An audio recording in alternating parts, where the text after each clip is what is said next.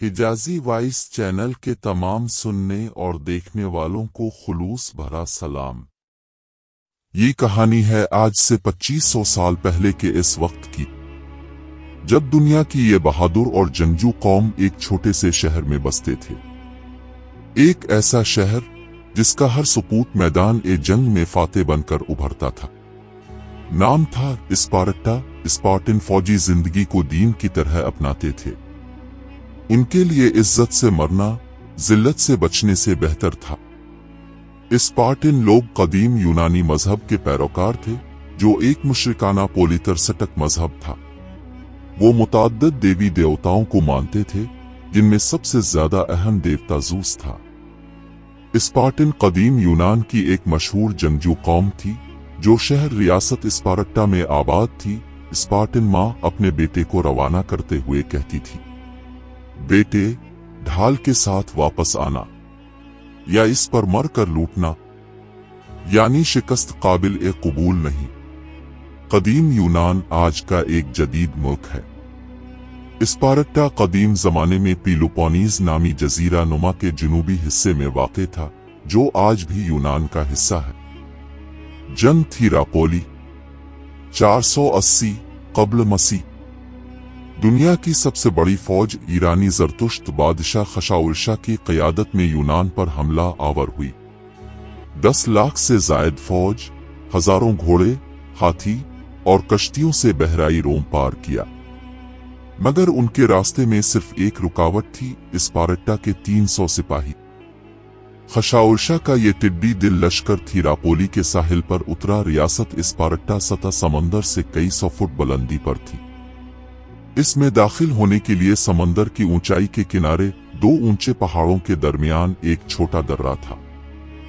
यही वो दर्रा था जहां स्पार्टन के 300 जंगजू ईरानी फौज के सामने सीसा पिलाई हुई दीवार बने खड़े थे। बादशाह लियोनिडास ने अपने सिपाहियों से कहा, हम तादाद में कम हैं, मगर हमारा हौसला उनकी फौज से बड़ा है।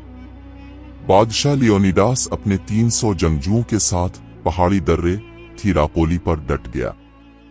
समंदर के किनारे ऊंचे पहाड़ पर एक सड़क जो इस दर्रे से दाखिल होती हुई रियासत स्पार्टा तक जाती थी। ईरानी बादशाह खशाउर्शा की फौज इस सड़क पर मीलों दूर तक सफदर खड़ी थी। जब इस फौज ने तीरों की पहली बौछार मारी तो तीरों के साए में सूरज गायब हो गया। 3 दिन तक वो जमीन खून से रंगती रही। हर हमला दुश्मन के लिए तबाहकुन था। स्पार्टन फौज ने ज़रतुश्त फौजियों की लाशों से दर्रा थीरापोली के सामने ऊंची दीवार चुनवा दी, जिससे गुजरकर स्पार्टा में दाखिल होना नामुमकिन हो गया। ये सिर्फ जंग नहीं थी, ये गैरत की जंग थी, आजादी की जंग थी, ईमान की जंग थी। लियोनिडास ने कहा, अगर हम यहां हार गए तो स्पार्टा खत्म हो जाएगा, लेकिन अगर मर गए तो हमारी कुर्बानी तारीख लिखेगी। दर्रे के ऊपर पहाड़ से एक खुफिया रास्ता स्पार्टा में दाखिल होता था। स्पार्टन कम तादाद की वजह से वहां अपना दिफा करने में नाकाम रहे, और इस रास्ते के बारे में कम लोगों को इल्म था।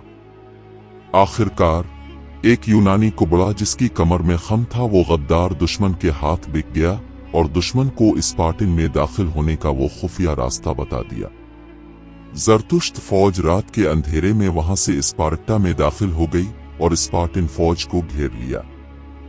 स्पार्टन बादशाह लियोनिडास जानता था कि अब वापसी का रास्ता बंद है, लेकिन इसने फरार को कबूल न किया, बल्कि कहा, आखिरी सिपाही तक लड़ो।